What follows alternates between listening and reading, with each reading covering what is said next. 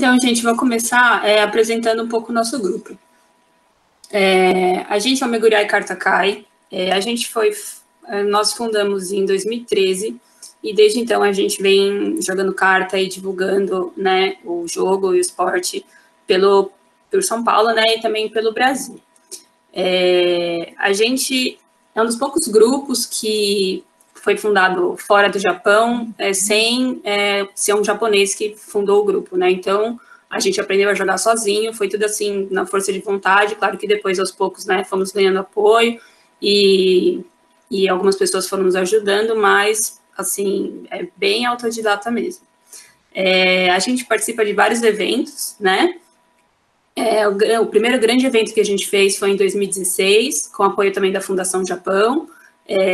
A Mutsumi, que é uma jogadora japonesa, né, que ela é considerada a embaixadora internacional do Karta, ela veio aqui para o Brasil e ela fez um evento junto com a gente. Foi muito bacana, a gente aprendeu bastante coisa. Participamos várias vezes do Bunka Matsuri, do Festival do Japão, também já participamos em eventos no Rio de Janeiro, no Rio Grande do Sul.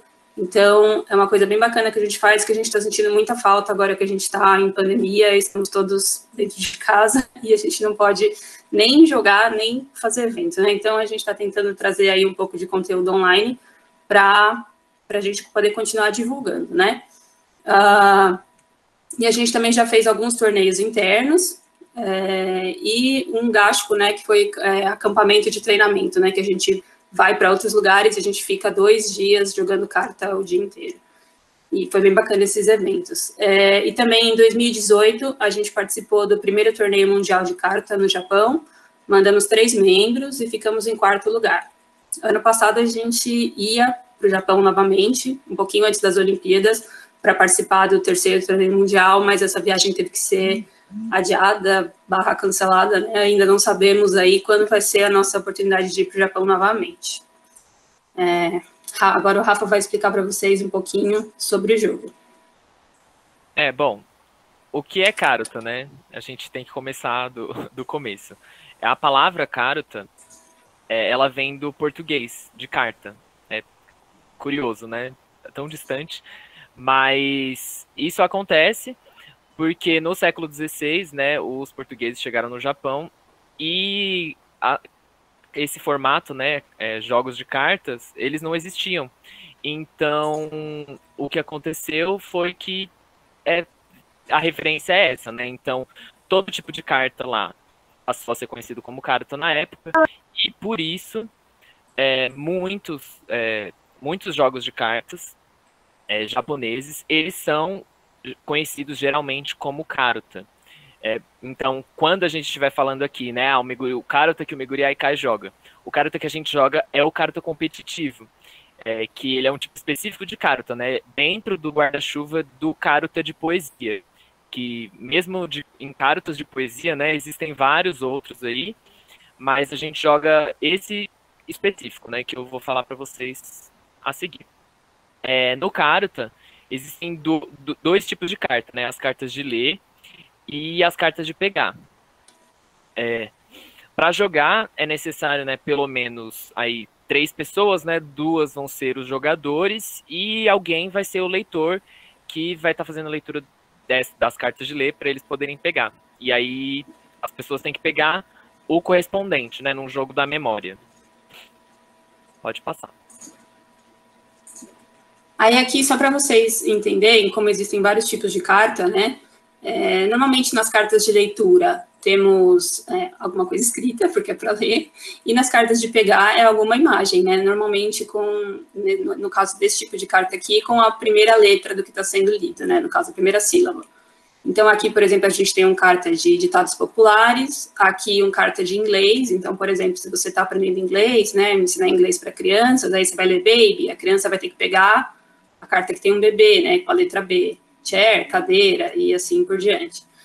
Pokémons, vários tipos de animes e tudo mais, e aqui é sobre as províncias do Japão, né, com alguma coisa característica de cada província. Esse aqui é só apenas alguns exemplos, mas existe, sim, infinidade de cartas temáticas, eles até vendem baralho em branco para você desenhar e você fazer o seu próprio carta. Então, é uma coisa que é bem tradicional e eles usam bastante por lá. Bom, Agora, agora falando do karate competitivo, né?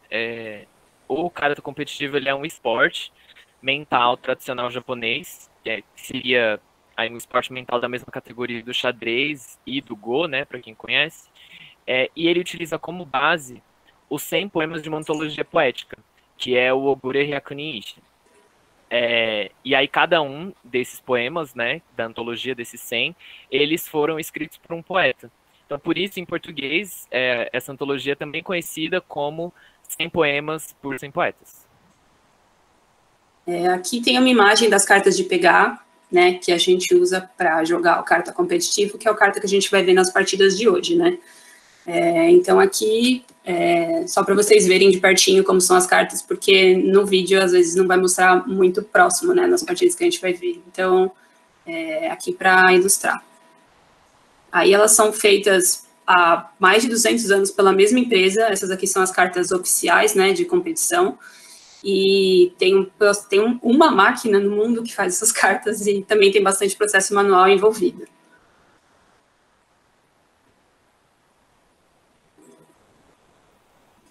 Rafa?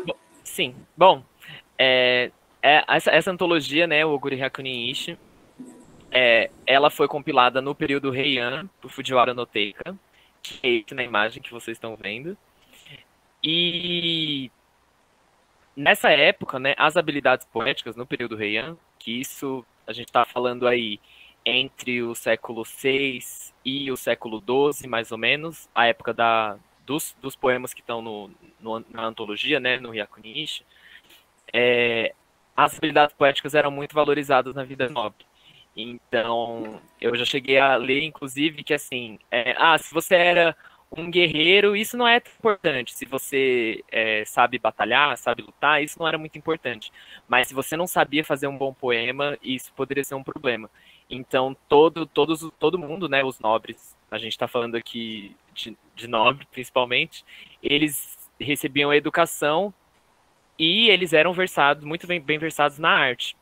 Então, assim, era tanto e os poemas eram tão importantes, né, tão presentes na vida de todo mundo, que até em trocas de correspondência, assim, era esperado que você mandasse um poema junto, sobre o assunto que vocês estavam conversando. Então, além disso, era muito comum que se realizassem torneios de poesia, né, para a composição de novos poemas, e encontros para estudar poetas consagrados. Uma das formas de lazer, né, utilizando poesia, era justamente, por exemplo, ver quem sabe mais poemas de cor, porque a questão da referência era muito importante, né? Se você mostrasse que você conhecia vários dos poetas consagrados, se você sabia referenciar eles na hora certa, no lugar certo. Outro tipo de lazer é ver quem sabia, por exemplo, completar um poema. Então eu falava, batinha quando nasce, alguém que completa lá, de onde a pessoa está. Então, assim, eles competiam, né, com isso.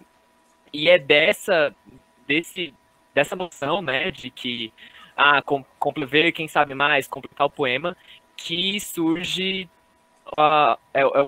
por trás, né, do karate competitivo, que só foi fundado muitos séculos depois, lá no começo do século XX.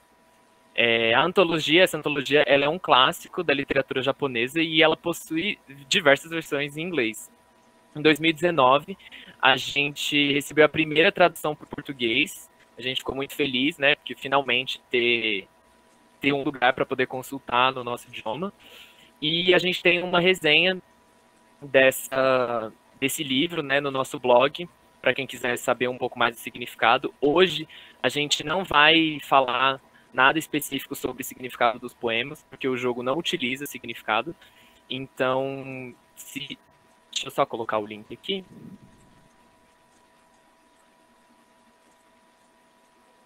Esse é o link, lá no nosso blog. E aí, eu acho que pode passar esse slide. Isso. Os poemas da antologia, eles variam no tempo, né? Eles vão desde o século VII até o século XII. E eles variam bastante também em tema. Então, como vocês podem ver aqui, a maioria dos poemas dessa antologia, eles são de amor, mas tem outros poemas também que falam de outros assuntos, principalmente das estações. Dentre os 100 autores da antologia, 21 são autores mulheres, né? Eu não sei se vocês ficam impressionados com isso, mas quando eu descobri, eu fiquei impressionado, né? Porque faz muito tempo. E dentre esses autores estão duas das autoras mais famosas, né? Dentro dessas autoras mulheres, estão a Seisho Nagon e a Murasaki Shikibu, que elas são basicamente as duas que representam o período Heian, né? Quando a gente fala de literatura do período. Pode botar mais um. Aqui a gente tem os dois tipos de carta, né? Que é aquilo que a gente estava falando, as cartas de pegar e as cartas de ler, a carta de leitura. Na carta de leitura, a gente tem o poema inteiro. Então, não sei se vocês sabem ler hiragana, mas não precisa saber também. Aí, na carta de pegar, só tem a segunda parte do poema. Então, qual que é a brincadeira aí? O leitor, ele tem a carta com o poema inteiro, ele vai ler, mas as pessoas não têm. Então, em teoria, você precisa saber o poema inteiro, né? Porque ele vai começar e você precisa completar e pegar a carta que está em campo. Mas, na prática, quando a gente começa, né, a jogar carta, a gente usa alguns macetes para conseguir identificar as cartas sem precisar saber o poema completo. Pode passar.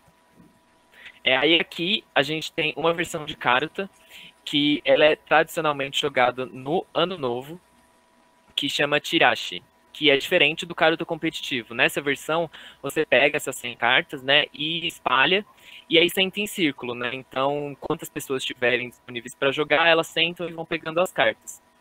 E é muito legal isso, né, porque é uma tradição familiar, né? Então, na família jogam homem, mulher, joga as crianças, jogam os idosos. Então, a gente gosta de falar que o Karuta, né, ele é um esporte muito democrático, né? E não só no Shirashi, né, que junta todos os tipos de pessoas, mas também no Karuta competitivo. Quando a gente está praticando Karuta, não existe hierarquia.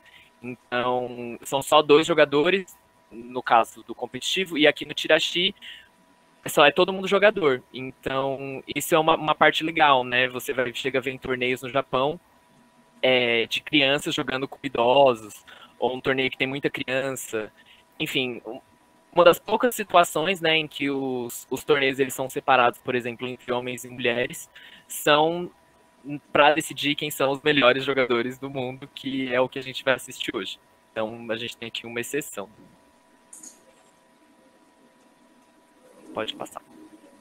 Isso aí aqui a gente tem, né, falando de novo do Ano Novo, essa é uma cerimônia tradicional que acontece normalmente no dia 3 de janeiro, em Kyoto, no templo Yasaka, que juntam, né, jovens, eles se juntam e se vestem como nobres do período Heian e praticam Karuta, né, celebrando a tradição do Ano Novo. Esse ano, infelizmente, por causa da pandemia, a cerimônia não aconteceu.